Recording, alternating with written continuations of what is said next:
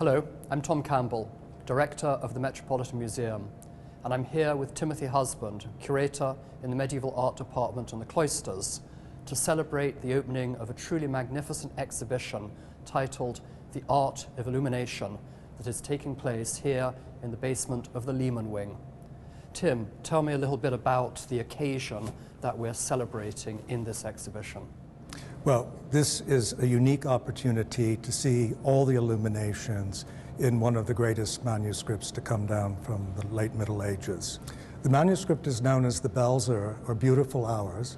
It's a prayer book that was commissioned by Jean de France, Duc de Berry, one of the great patrons of all times, and it was painted by the Limbourg brothers. Why are we displaying it now? What's the occasion of this exhibition? Some years ago, the manuscript was taken apart to make a facsimile and to do some rather complicated conservation work. And once that work was done, it seemed the perfect opportunity to exhibit these extraordinary illuminations. So this is a once-in-a-lifetime opportunity. This is our only opportunity.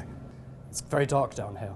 It is a bit dark down here, but that's for the conservation of the manuscript. And because the book has not been exposed in its history, it's in extraordinarily fine condition. Okay, well, Shall we go let's look? take a look.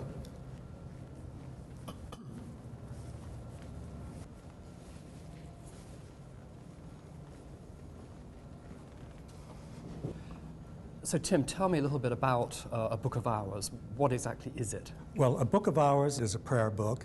It was based on the books used by the clergy, but much simplified. And it was a way for the individual to establish a more immediate relationship with God, and in particular, the Virgin Mary. For at the core of every Book of Hours is the Hours of the Virgin. And that component begins here with the Annunciation you see on this spectacular page. How would the Duke of Berry have used this book?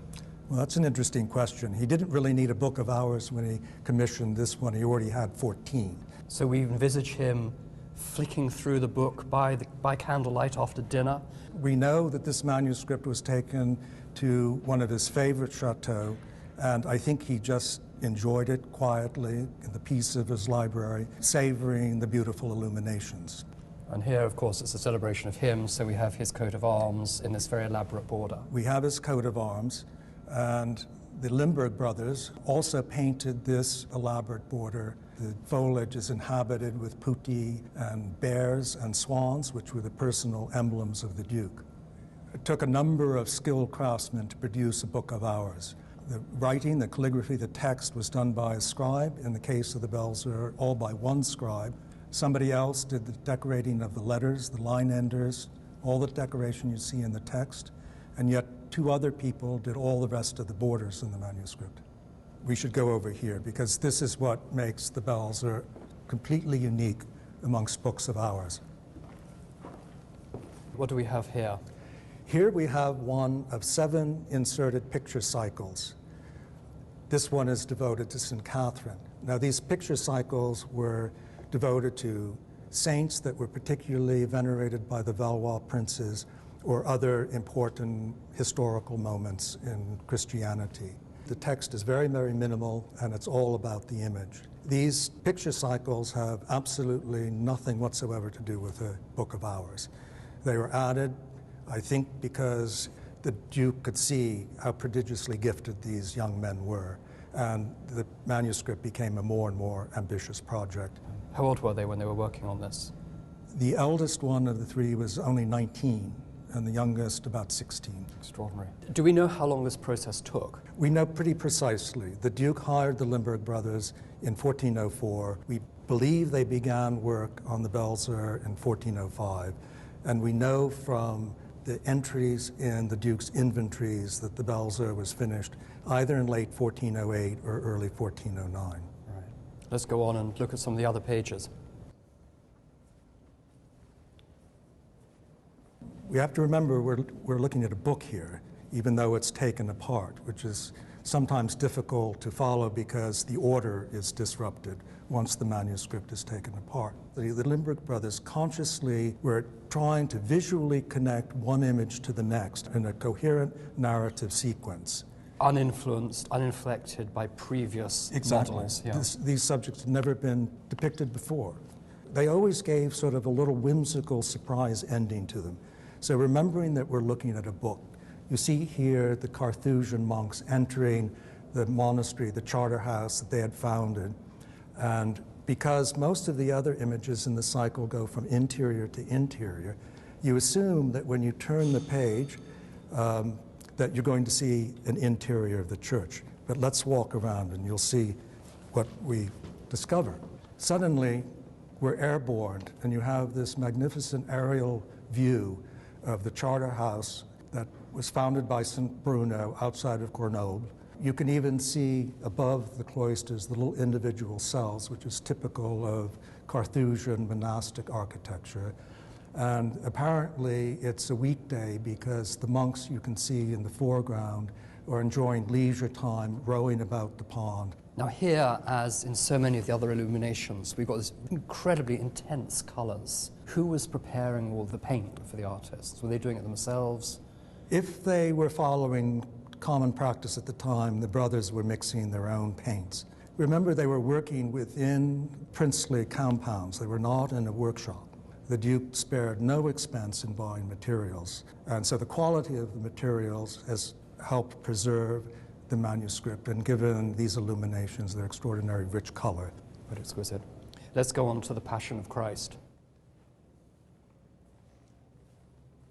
We've been looking at images that are intensely colourful, jewel-like, and yet here we have an image that's in monochrome with just a dash of colour. Can you talk a little bit about this? It is the moment of Christ's death, and it follows biblical descriptions that the day turned to night, that the earth cracked open, that souls rose from the earth, a meteor-like object went flying across the sky.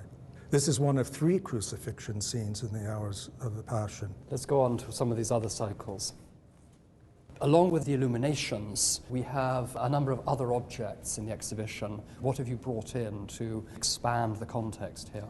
Well, there are a number of objects that were produced in Paris at the time the manuscript was in production. These medals are of particular interest because the representation on this medal, which represents the Emperor Heraclius, is exactly the same composition as you find in the manuscript devoted to Heraclius and the recovery of the cross. Some scholars believe that the Limburg brothers actually designed the medals and then repeated the composition in the Belles Heures, or the other way around. Remember, they were living in the ducal household, so they had all of the Duke's extraordinary collections, and this is clearly an example. Tell me what's going on in this one, Tim. Well, this illumination introduces another one of the picture cycles, this one devoted to saints, the Hermetical saints, Antony and Paul. And apparently this incident is what sent these 2 saints off to live in the wilderness. They came upon the devil, in fact, disguised as a very attractive young lady. It's very voluptuous lady. Yes, very voluptuous, trying to seduce this young man. And if you look carefully, you can see he's actually sitting on his hands, and she is running her hand up his thigh. And why is he bleeding from the mouth? Well, to resist temptation, he takes the extraordinary step of biting off the tip of his tongue and spitting it at her. And you can actually see that in detail if you take a magnifying glass and look at it. And you need a magnifying glass to appreciate some of the details. They're so minute, aren't they? Absolutely. Yeah.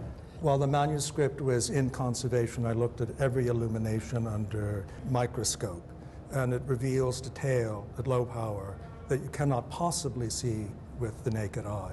So they must have been using some sort of magnification. We see the Duke in the final image, don't we? Yes, we do. What's important to understand about this image is that it too has nothing to do with a book of hours. The texts are prayers beseeching protection from Christ during the Duke's travels. And the Duke had 17 chateaux and residences of his own throughout his territories, was constantly traveling between one and the other. And he also was living in very violent times, and he had a rather violent family. So he had good reason to fear for his own safety. So this is the 178th illumination. Yes. You're not going to leave these separate? No, multiple books? we believe from a conservation and a practical point of view, it's best to bind it in 3 separate volumes. But that means we can always have 1 volume on exhibition at the cloisters, so illuminations from this manuscript will always be visible. So there you have it. One of the most beautiful medieval manuscripts that survives today, laid out in entirety here at the Metropolitan Museum for just over 3 months.